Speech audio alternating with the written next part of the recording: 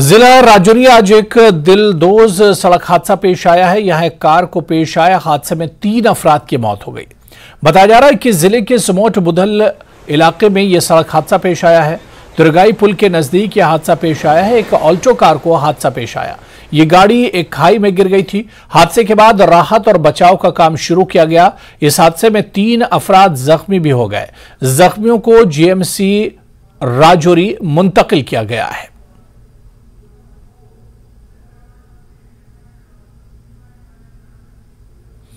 और उधर जिला किश्तवाड़ में भी एक सड़क हादसा पेश आया है। सड़क हादसे में एक शख्स की मौत हो गई है। हादसे में दूसरा शख्स जख्मी हो गया है। सिंथन किश्तवाड़ में एक कार को हादसा पेश आया है। कौमी शाहराह 244 पर यह हादसा पेश आया। बताया जा रहा है कि ऑल्टो कार अनंतनाग से किश्तवाड़ जा रही थी। हादसे की खबर मिलते ही पुलिस, मकामी लोग और फौज ने राहत और बचाव की कार्रवाई शुरू कर दी। बताया गया कि कार 300 फीट गहरी खाई में गिर गई थी। महलूक की पहचान लतीफ अहमद मलिक के तौर पर हुई है। जख्मी शख्स की पहचान आमिर इलियास वानी के तौर पर हुई है। दोनों का ताल्लुक जिला अनंतनाग से है।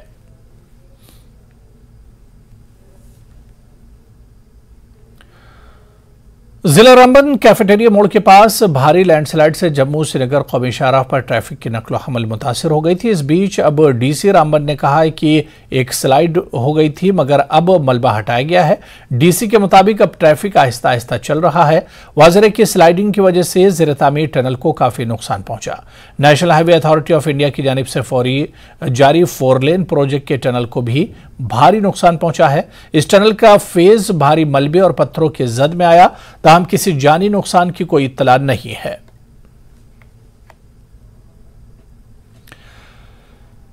सालाना श्री अमरनाथ जी यात्रा के सिलसिले में तमाम तैयारियों और इंतजामात को हतमी शक्ल देने का काम जोरों शोर से जारी है। इधर लेफ्टिनेंट गवर्नर मनोज सिन्हा ने जिला गांधरबल में बालतल रूट से श्री अमरनाथ जी सालाना यात्रा की तैयारियों का जायजा लेने के लिए एक मीटिंग की। एलजी ने बालतल में यात्रा बेस कैंप और डीआरडीओ के अस्पताल का इंतजाम का जायजा लिया, जो कि 17 जून से कारकर्द होने का इम्कान है। इसके अलावा बीआरओ के जरिए तमाम काम यात्रा के आगाज से पहले मुकम्मल कर लिए जाएंगे। एलजी ने सेहत के देखभाल, बिजली, मवासलात, पानी की फराहमी और सफाई सुथराई, इसके अलावा डिजास्टर मैनेजमेंट, सिक्योरिटी गार्ड और यात्रियों के लिए दीगर तमाम बुनियादी जरूरियात के लिए किए गए इंतजामात पर तबादला ख्याल किया।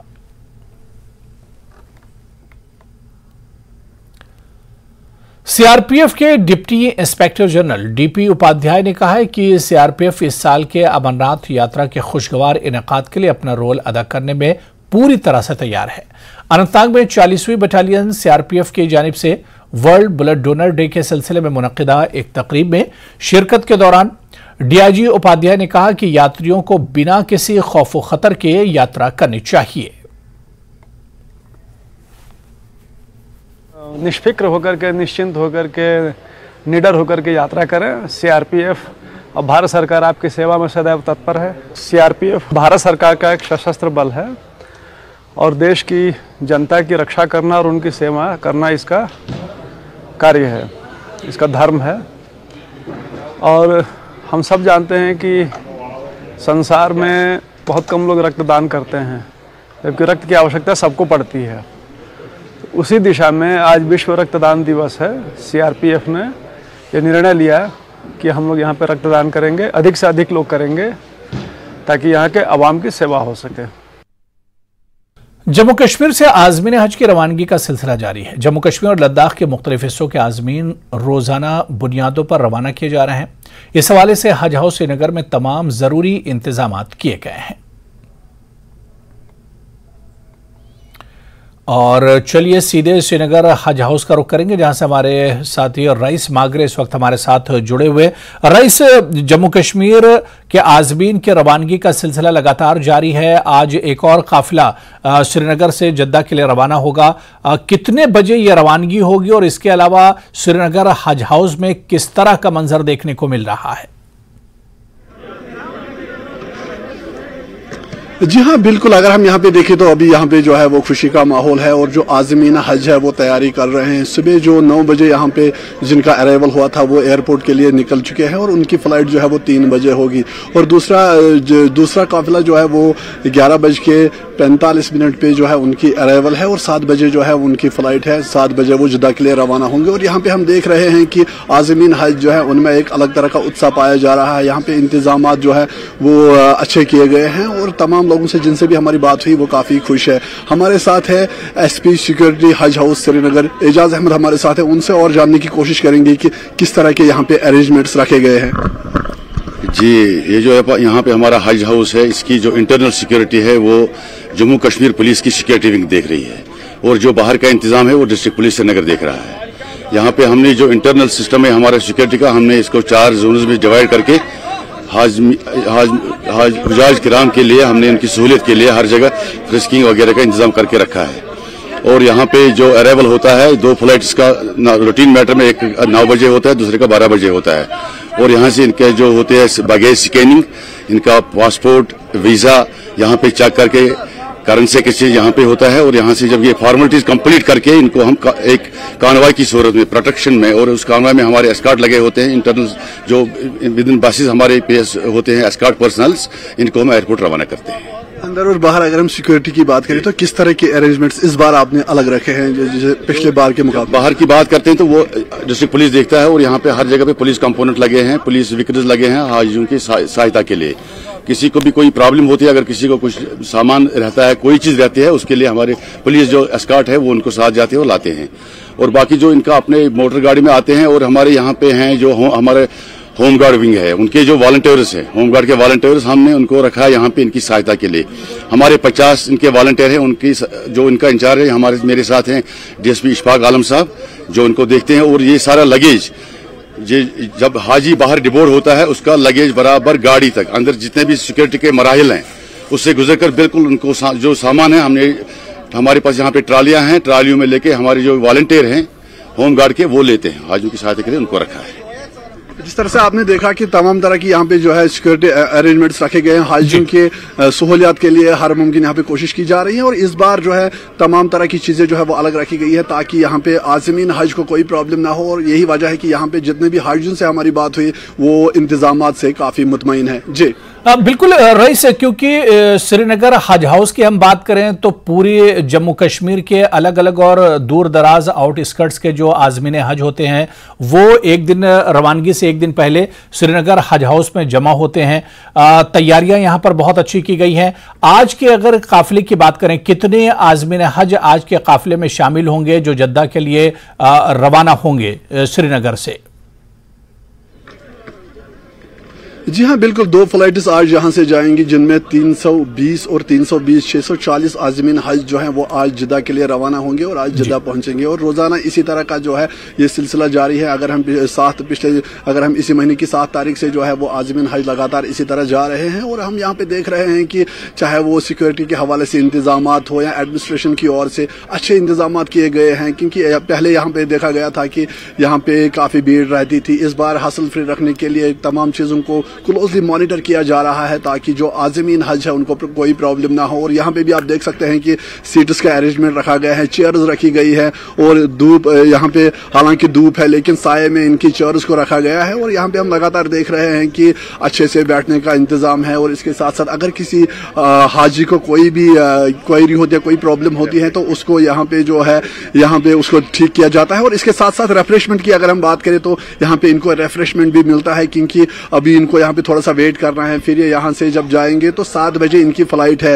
हालांकि जो पहला जिनका अराइवल 9 बजे था वो एयरपोर्ट के लिए रवाना हो चुके हैं, लेकिन जो यहाँ पे ये अभी आज जो आज़मीन हाजी यहाँ पे है वो इनकी जो फ्लाइट है वो 7 बजे है। और यहाँ पे ये बैठे हुए हैं, इनको यहाँ पे रिफ्रेशमेंट दिया जा रहा है। कुल मिला के अगर हम देखें तो यहाँ पे बहुत अच्छे सिक्योरिटी के हवाले से बहुत अच्छे जो है इंतजाम है। और इसके साथ साथ हाजियों का खास ख्याल रखा जा रहा है ताकि उनको कोई प्रॉब्लम जो है वो पेश ना आए, उनको कोई प्रॉब्लम ना हो। जी बिल्कुल रईस, क्योंकि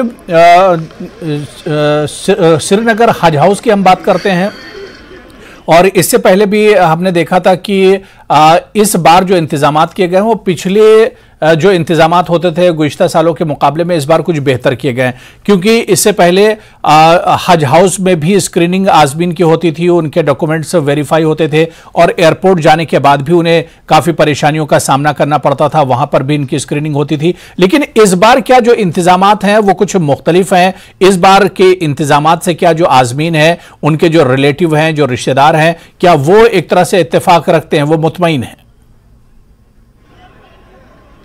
जी हाँ, बिल्कुल। जैसा हमने आपको दिखाया, यहाँ पे आप देख सकते हैं कि यहाँ पे सारे लोग जो है वो अच्छे से बैठे हुए हैं। जो आज़मीन हज के साथ जो अटेंडेंट आए हैं वो भी काफ़ी खुश है और बैठने की जगह है। इससे पहले देखा गया था कि यहाँ पे अंदर जो है इजीली एंट्री नहीं मिलती थी और जो अटेंडेंट होते थे वो ज़्यादातर बाहर ही रहते थे, लेकिन इस बार उन्होंने यहाँ पे रिफ्रेशमेंट भी रखा है। सिक्योरिटी के हवाले से अगर हम बात करें तो उसके लिए भी अच्छे इंतजाम रखे हैं और इसके साथ साथ जो यहाँ पे वैक्सीन इनको दिए गए, लगभग हज से 15 दिन पहले यहाँ पे वैक्सीनेशन ड्राइव चलाई गई एडमिनिस्ट्रेशन की ओर से। तमाम जो आज़मीन हज है उनको वैक्सीन दिया गया ताकि जब ये वहां जाएंगे, वहां और भी ममालिक के जो है वो हाजिर होंगे, ताकि इनको कोई किसी तरह का इन्फेक्शन इन पे असर ना करे, इम्पैक्ट ना करे, इनको किसी तरह की परेशानी ना हो। और यहाँ पे भी हम देख रहे हैं कि इस बार इंतजाम जो है वो काफ़ी अच्छे हैं, बहुत सख्त है। और इसके साथ साथ सिक्योरिटी के अलावा यहाँ पे जो एडमिनिस्ट्रेशन की ओर से भी यहाँ पे इस बार ये साफ किया गया है कि इस बार कोई वो जिस तरह से यहाँ भीड़ भाड़ रहती थी, जो अटेंडेंट होते थे उनको बाहर रहना पड़ता था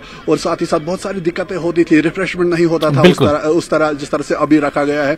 तो आज इनके लिए खास इंतजाम रखे गए हैं और जितने भी आज़मीन हज जो मुख्तलिफ अजला से यहाँ पे आ रहे हैं काफी खुश है। हमारी उनसे बात भी हुई तो इंतजाम को लेके वो काफी सेटिस्फाई है। तो बिल्कुल रईस, इस बार आज़मीन के लिए जो इंतजाम किए गए हैं वो बिल्कुल खास हैं और इस बार इंतजाम में किसी तरह की कमी न रह जाए, इस पर इंतजामिया ने काफी ज्यादा फोकस किया है। आप नजर बना रखिए, दोबारा से आएंगे दूसरे बुलेटिन में भी आपसे आज़मीन हज के आज के काफिले की रवानगी पर चर्चा करेंगे। बहुत बहुत शुक्रिया रईस मांगरे हमारे साथ जुड़ने के लिए इस खबर पर। तो चलिए यहां पर फिलहाल रुकेंगे छोटे से ब्रेक के लिए।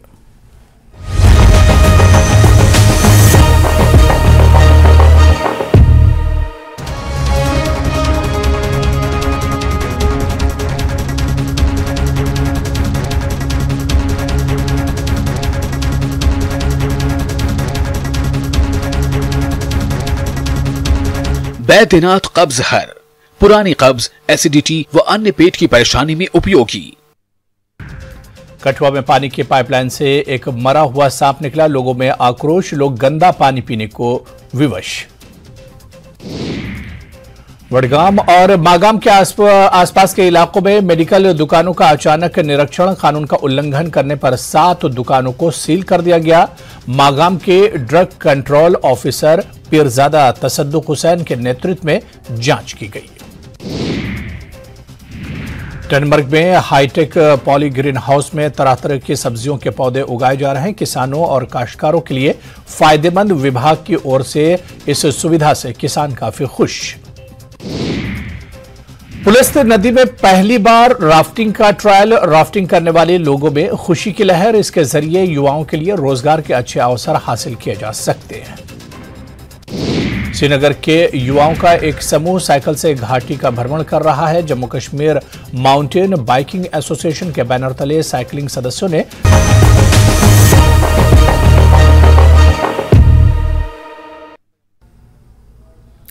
ब्रेक को आगे बढ़ेंगे। बुजुर्ग अफराद को दरपेश मसाइल और तकालीफ के हवाले से एक तकरीब का इनेकाद किया गया। लेके शे help India world elder abuse awareness day मनाया गया। एक Ladakh brigadier doctor B D Mishra मेहमान खुसूसी थे। Chairman hill council Leh Tashi Gyalson मेहमान खुसूसी थे। मेहमान खुसूसी ने कहा कि सबके लिए ज़रूरी है कि वो अपने वालिदैन और बुजुर्गों के तई अपनी समाजी जिम्मेदारियों को समझें। उन्होंने ओल्ड एज होम शे के इक़दाम को सराहा और मजीद बुजुर्गों को एडजस्ट करने के इक़दामात और इससे बुजुर्गों के लिए मजीद आरामदेह और घरेलू बनाने का मशवरा दिया। लेफ्टिनेंट गवर्नर ने हेल्प एज इंडिया की कौमी report 2023 women and again invisible और एम्पावर्ड जारी की। एक्चुअली 15 जून जो है वर्ल्ड एल्डर एब्यूज डे की तरह पूरे विश्व में मनाया जाता है, जिस मौके पर बुज़ुर्गों के साथ जो अत्याचार हो रहा है, अन्याय हो रहा है और उसको रोकने के लिए क्या क्या स्टेप्स उठाए जा सकते हैं, इसके लिए समाज में अवेयरनेस यानी जागरूकता पैदा करने की भरपूर कोशिश किया जाता है जी। और लद्दाख में भी हेल्पेज निरंतर कोशिश कर रहे हैं कि एल्डर जो है बुज़ुर्गों को अत्याचार या अन्याय सहना ना पड़े। इसलिए आज ये 14 को हम एल्डर अब्यूज़ अवेयरनेस डे मनाया जा रहा है ताकि इस तरह के अब्यूज़ जो है अत्याचार रोक सकें। और हेल्पेज पूरे एक साल का एक डाटा निकालते हैं, रिपोर्ट निकालते हैं और गवर्नमेंट को और दूसरे संस्थाओं को एडवाइस या फिर रिक्वेस्ट करते हैं पॉलिसी मेकिंग में भी कि आगे हमारे यहाँ सोसाइटी में क्या क्या चैलेंजेस है, उसको रोकने के लिए हम क्या स्टेप उठा सकते हैं। सोसाइटी, ऐसा गवर्नमेंट, ऐसा प्राइवेट ऑर्गेनाइजेशन। तो ये रिपोर्ट जो है आज रिलीज़ हुआ है और world Elder abuse awareness day जो है कल है जी। और लद्दाख वासियों को यही मैसेज देना चाहता हूँ कि बुज़ुर्गों की सेवा किया जाए, बुज़ुर्गों को प्यार और मोहब्बत दिया जाए, सबसे ज़्यादा बुज़ुर्गों को इज़्ज़त दिया जाए ताकि बुज़ुर्ग होते समय उनको एक कमी महसूस होता है कि वो इज़्ज़त हम उनको देना ही चाहिए, वो डिज़र्व भी करते हैं। यही मैसेज देना चाहता हूँ जुले जी। उधर नेशनल कमीशन फॉर वीमेन की चेयरपर्सन रेखा शर्मा ने यूनिवर्सिटी ऑफ लद्दाख के करगिल कैंपस का दौरा किया। उन्होंने खवातीन के हुकूक और हिंदुस्तान में खवातीन को बाइख्तियार बनाने में कमीशन के किरदार पर एक लेक्चर दिया। इस मौके पर उन्होंने कहा कि कमीशन खवातीन के लिए आईनी और कानूनी तहफ़्फ़ुज़ात से मुतालिक तमाम मामलात की निगरानी करता है और अपने मैंडेट के बारे में आगाह करता है। उन्होंने कहा कि हिंदुस्तान भर में कायम कमीशन के बड़े सेल शिकायत, तहकीकात, पॉलिसी की निगरानी, खवातीन की हिफाजत, फलाह बहबूद और खवातीन को बाअख्तियार बनाने की निगरानी करते हैं। उन्होंने पॉलिसी मॉनिटरिंग और रिसर्च सेल, मनफी इंसाफ और सिनफी बुनियाद पर तशद्दुद, डिजिटल ख्वांदगी और तरक्की याफ्ता जम्मू और कश्मीर और लद्दाख के वज़ीर आज़म के विज़न के निफाज, आत्मनिर्भर भारत के वज़ीर आज़म के vision, skill India, startup India वगैरह पर भी रोशनी डाली।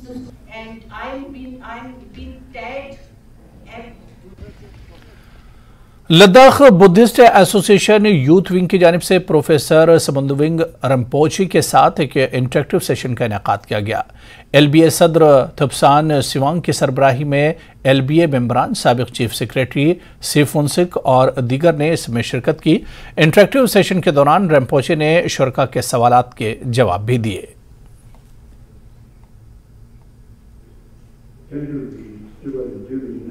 Teri dring nga le choi chukla khang ne daksa zere na inju teni dring ngatang sangma thugi jeno teni ngata skepje sangdong rimbo che teni ladakh la chiptus kha zate halam dring nang jakor chu chwa jik choksik shkodano ju teni demba teni ladakh nang pe chokdu si junu chokspe teni te skaps po nente teni skundune gane teni ngata te kawang ka chojun ngata mixale teni ngatang sangma thugi jeno teni skundun khetena teni ma ngata chi jo yontane chade ka yontane na teni ma khong khaspa jik juk teno ju teni ngai tenna san ladak nang pe sokdo se dring junu chokspe te taldik chik teni le choi chukla khana chospin ju tena chokla dang butkan ne dang tarike 13 jaga teni ladak nang pe sokdo se teni education committee khong school ma jate teni khong taldik chik chwa jaju te na dring halam teni le choi chukla khana teni halam school choosing ne tene ngaja loktuk mangpoji khwa jat pinju te manpa tene ngaja ina ngate skap song top tene ladak se yode mede khazwang ma mangpoji tene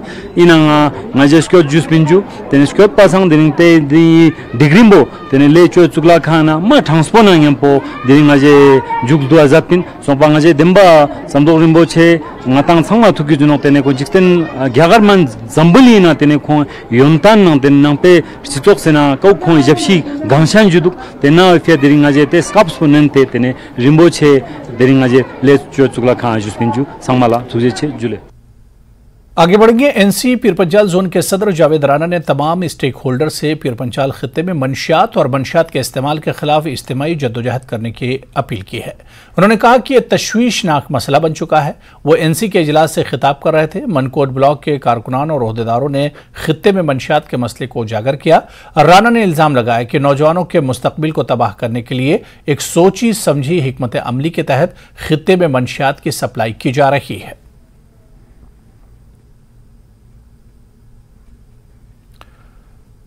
Shahabad तराल से ताल्लुक रखने वाले एक मजदूर के बेटे आमिर मंजूर रशी ने नीट के इम्तिहान में शानदार कामयाबी हासिल करके इलाके का नाम रोशन किया है। आमिर ने तराल के एक निजी कोचिंग सेंटर से तालीम हासिल की है। आमिर के वालिद रोटी बनाने का काम करते हैं। माली मुश्किलात के बावजूद उसने हिम्मत नहीं हारी और अपनी पढ़ाई को जारी रखा। आमिर ने बताया कि उसकी कामयाबी के पीछे उनके असातिज़ा और वालिदैन का अहम किरदार है। जब मैंने 11th और 12th पास किया, फिर मैं शाहिद सर के पास गया। उसने मुझे गाइड किया कैसे करना है। मॉक टेस्ट दिए यहाँ पे। बोला श्रीनगर जाना ज़रूरी नहीं, यहाँ पे भी हम कोचिंग दे सकते हैं नीट की। फिर मैंने यहाँ से ही कोचिंग ली, मैंने क्वालिफाई किया। बहुत खुशी हुई। पेरेंट्स का सपोर्ट रहा, टीचर्स स्पेशली शाहिद सर का सपोर्ट रहा, रिलेटिव्स ने सपोर्ट किया बहुत सारा। मेरा फादर ब्रेड मेकर है, उसने मुझे बहुत सपोर्ट किया इकोनॉमिकली और इमोशनली भी। जैसा कि आप सबको पता है कि जो कल के नताइज आ गए थे, उनमें से हमारा एक बच्चा है आमिर मंजूर ऋषि, जो कि खुद भी एक मेहनती बच्चा था। और हमने भी इस पे जितना हमसे हो सके as a teacher, as a brother, as a supporter, हमने इसको हर जगह सपोर्ट किया। और जिसकी वजह से आज वो कामयाब हुआ। वो सिर्फ उसकी कामयाबी नहीं है, वो हम सबकी कामयाबी है। जिला राजौरी में एक और सड़क हादसा पेश आया है। नारिया इलाके में पेश आया हादसे में 2 अफराद जख्मी हुए हैं। राजौरी जम्मू रोड पर यह हादसा पेश आया। तो इस वक्त की बड़ी खबर आपको बता दें कि राजौरी में एक और सड़क हादसा पेश आया है। नारिया इलाके में यह सड़क हादसा पेश आया है। हादसे में 2 अफराद जख्मी हुए हैं। राजौरी जम्मू रोड पर यह हादसा पेश आया है। तो इस वक्त की बड़ी खबर आपको बता दें और आप देख सकते हैं कि यह हादसा कितना भयानक है। जिला राजौरी में ये एक और हादसा आज पेश आया है। किस तरह से गाड़ी पलटी है। नारिया इलाके में यह हादसा पेश आया है और रोड पर ही ये गाड़ी एक तरह से पलट गई है। हादसे में 2 अफराद जख्मी बताए जाते हैं। मालबरदार गाड़ी है जो हादसे का शिकार हुई है। राजौरी जम्मू रोड पर यह हादसा पेश आया है और 2 अफराद इस हादसे में जख्मी बताए जाते हैं।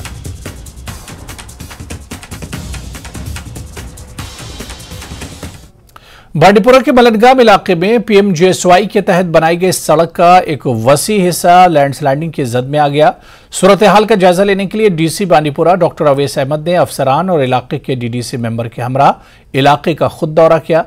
मकामी लोगों के मुताबिक हालिया बारिशों की वजह से यह सड़क लैंडस्लाइडिंग की जद में आ गई और सड़क की हिफाजत के लिए ड्रेन और हिफाजती दीवार तामीर करना जरूरी है। रोड का डैमेज जो हुआ है सर, ये रोड का डैमेज जितना भी बारिशों से हुआ है। ऑलरेडी डिपार्टमेंट ने जो काम किया, काम ये हिली एरिया है। इस एरिया में जनाब प्रोटेक्शन वाल लगे नहीं है, तो रोड इन्होंने बना दिया। प्रोटेक्शन वाल के बाद जो जब भी बारिश होती ज़मीन सब खिसक आ जाती, गरीब लोगों को इसमें बहुत सा नुकसान हुआ है रोड का, जिसका कोई ना इसमें ड्रेन है ना आर वाल बन लगे हैं। जब तक इसको आर वाल और ड्रेन नहीं होगी तब तक ये रोड कामयाब नहीं है। देखिए अभी जो हम ये मलंगाम गुजरबस्ती रोड पे गए थे, ऊपर लास्ट के जो एटलीस्ट 3 किलोमीटर हैं वो काफ़ी डैमेज्ड हैं बिकॉज ऑफ रिसेंट रेनफॉल, जो अभी बारिशें हुई हैं। तो उसमें इनको एक्जिन साहब को जो इनके कॉन्ट्रैक्ट में है, जो रिपेयर करना इनके कॉन्ट्रैक्ट में, उनको बताया गया है कि इमीडिएटली रिपेयर करेंगे। और दूसरा हमने देखा यहाँ की टोपोग्राफी ऐसी है कि यहाँ पे प्रोटेक्शन वॉल्स की ज़्यादा ज़रूरत है। और जो इनके प्रोजेक्ट में जितना प्रोविज़न था ये दे चुके हैं, बट उसके अलावा प्रोविज़न हम लोग ऊपर बात करेंगे, वो उसके लिए भी फंड्स लाएंगे। और अगर बाई चांस नहीं होता है तो हम अपने SDRF से करवा देंगे ताकि ये रोड जो है ये थ्रू रहे। तो चलिए इस बुलेटिन में अभी फिलहाल इतना ही। नमस्कार।